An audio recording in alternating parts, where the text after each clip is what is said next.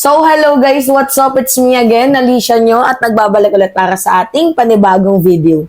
So, mga minamahal, bakit nilangaw po? Oo, kung talagang merong madaming supporters, itong si former President Duterte, bakit naman po nilalangaw ang kanilang senatorial rally? Sa covered court na nga lang, hindi pa mapuno. Diba? Tapos sasabihin ninyo, na napakadami ninyong supporters at tila baga parang mag-aaklas na sila at gagawa na ng people power at destabilization dahil hinihikayat ninyo.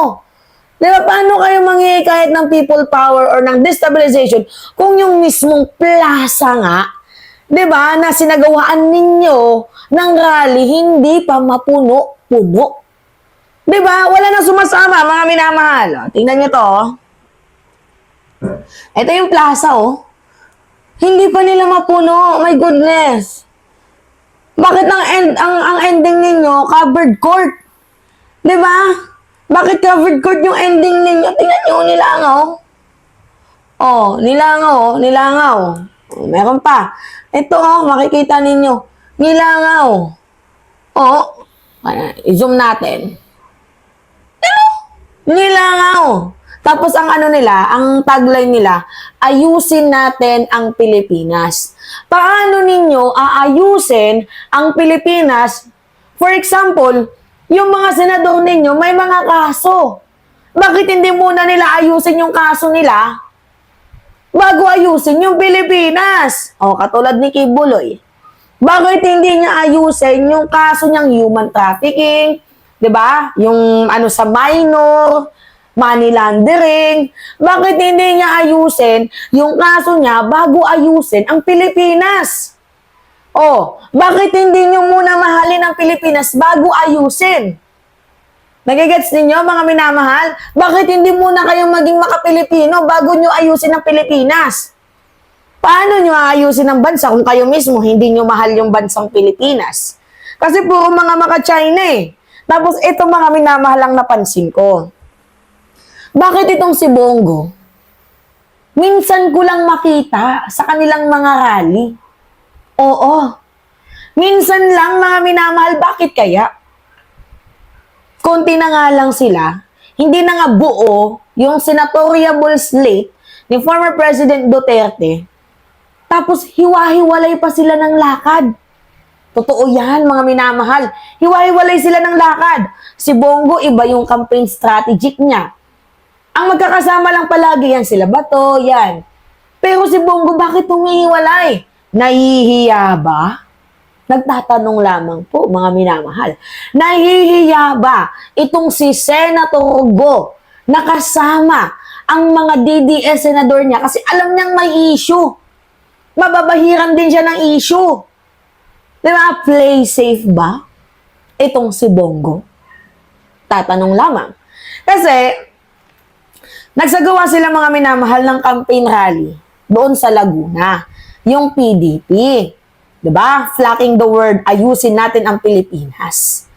Ngayon, ang problema, mga minamahal, yung mga dumalo, bakit ganito lang kadami? Oo, mabibilang mo nga lang sa kamay mo eh. Bakit konti lang? Bakit mas marami pa yung dumadalo sa rally nila Lenny at Kiko? O hindi ako nagpo-promote sa kanila ha. Pero, kung ikukumpara natin, bakit mas madami pang uma-attend sa rally nila Lenny at nila Kiko Pangilinan? Diba? Parang nauungasan sila ng Kiko Lenny campaign rally. Nagigets ninyo, mga minamahal, wala nang amor itong si Digong. Wala na. Kasi puro ba naman fake news? Nagising ang mamamayang Pilipino nung nasira ang tulay.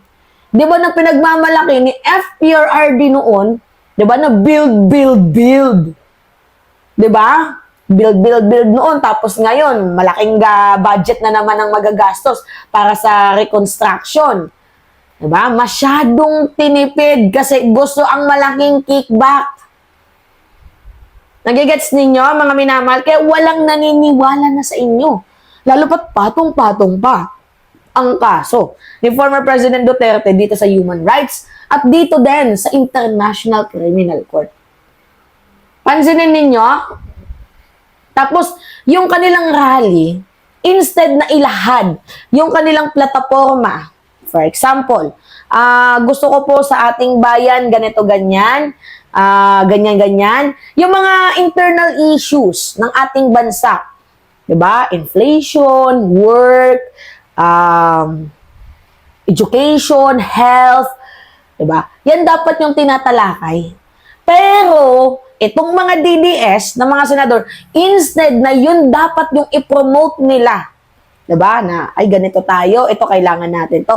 Instead na yun dapat ang i-promote nila, mga minamahal, puro tirada ang ginagawa nila sa presidente. Hindi nyo ba kayang mag-rally nang hindi naninira ng kapwa nyo tao para umangat yung mga pangalan ninyo? Hindi nyo ba kayang magpa-viral ng pangalan ninyo nang hindi nyo inaapakan si President Bongbong Marcos? Kasi ganito nakasalalay ang kanilang pagsikat kapag naninira sila. Hindi umiingay ang kanilang pangalan kung hindi sila naninira. So, kailangan muna nilang manira para umangat ang kanilang pangalan. Which is, doon nagsawa na yung mga Pilipino. Diba? Ayaw na ng Pilipino ng ganun, yung puro paninira. Diba? Yung campaign na puro bully. Ang kailangan nating mahirinig dito kasi tumatakbo nga senador, plataforma. Ano yung plataforma mo? Ano yung gagawin mo kapag naupo ka? Komento sa West Philippine Sea, komento sa national issues, komento dito sa poverty ng bansa natin, komento sa mga bla bla bla bla bla. Kaso instead na sana ganun dapat focus kayo sa goal nyo. Ano yung ginagawa ninyo? Naninira. So paano aangat ang pangalan ninyo kung ang pangalan ninyo ay nakadikit sa paninira? Di ba parang yung mga kapitbahay nyo lang din, mga minamahal, na puna ng puna, pero yung sariling muta, hindi makita. Ang hilig po muna ng korupsyon, pero sila din gumagawa. Di ba? Ang hilig po muna ng maluwag daw sa krimen, pero nung panahon naman nila, ganun din naman. Di ba? Nagigets ninyo yung punto, mga minamahal, kung ano yung tinitira nila, nagkikickback din sa kanila. Kaya ang ending, imbes na makabuti, mas lalo pa silang napasama. Pansinin ninyo, yung Kiko and Lenny tandem, hindi ko pinopromote yan mga minamahal. Puro plataforma ang kanilang mga binabanggit. Puro mga platform nila sa ating bansa, improvement, di ba? Yun yung binabanggit nila na hindi sila naninira. Di ba? Walang ganon. Pero, dito, mga minamahal sa kampo ni former President Duterte, puro paninira. Yung bunganga nila, puro paninira. Sisiraan si ganyan, sisiraan si ganyan.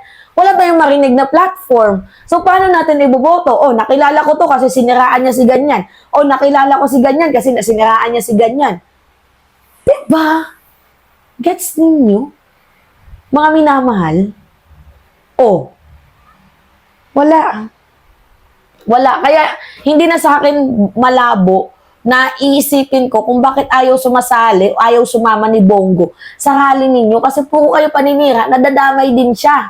Although, wag niyong iboto si Bongo pero sa napapansin ko, ayaw lang talagang sumama ni Bongo kasi alam niyang madadamay siya sa issue ng kanyang mga kapwa-senador na walang ibang ginawa kundi manira. Gets ninyo?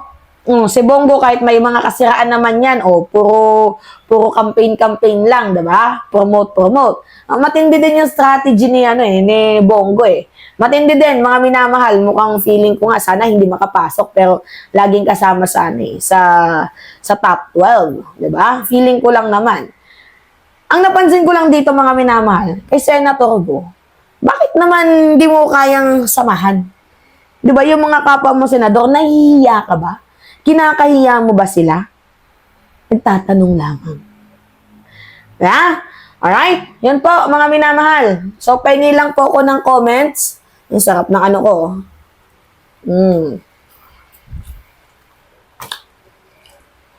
Tumataba tayo sa pagkain, hindi sa paninira, no?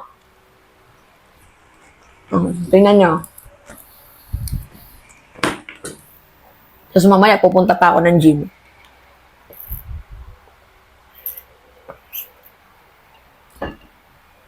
Tumataba tayo mga minamahal sa pagpapalaganap ng katotohanan at pagkain ng pagkain. Hindi yung tumataba tayo sa paninira. Walang ganon. So, pahingin lang ako ng comments mga minamahal. Comments, likes, and share. Yun naman po, ingat mga kababayan.